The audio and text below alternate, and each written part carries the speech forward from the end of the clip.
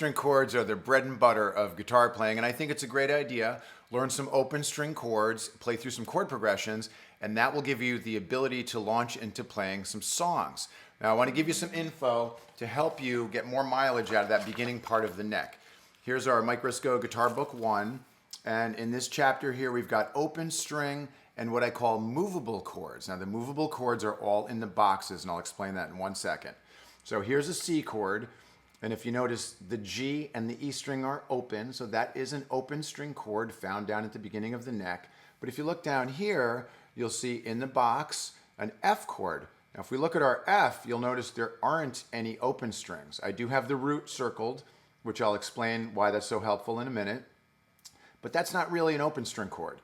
Now in a lot of guitar information, of course, you see these chords written together, and they might be called open string chords, but technically that's not really an open string chord. It's a movable chord. So let me show you what I mean by that.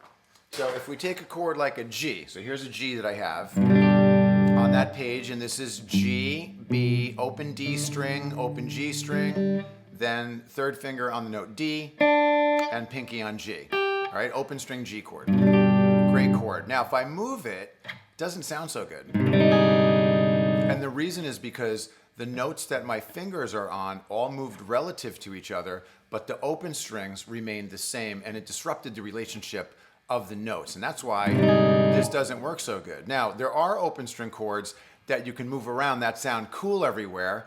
The name will change, but you know, like this E chord, for instance. Sounds good all over the neck.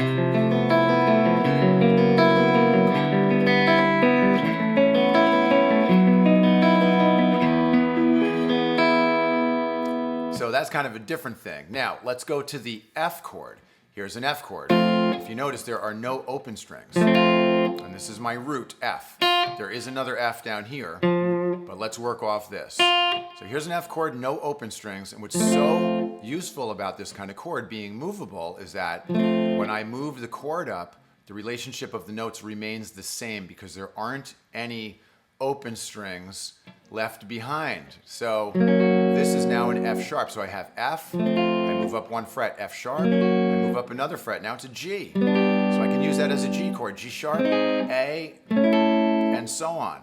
So it's important to know this root, okay? So like if you know that the first string is open E, F, F sharp, G, G sharp, A, you can just follow that. If I play that major chord shape here, down here it's an F. If I play it up here, it's now an A. So if I played a chord progression that went like something like this, you know, G,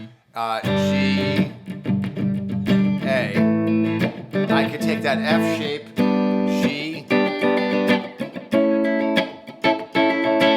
and I could do some much more interesting things. So check those out. The movable chords are really important. We'll see you next time.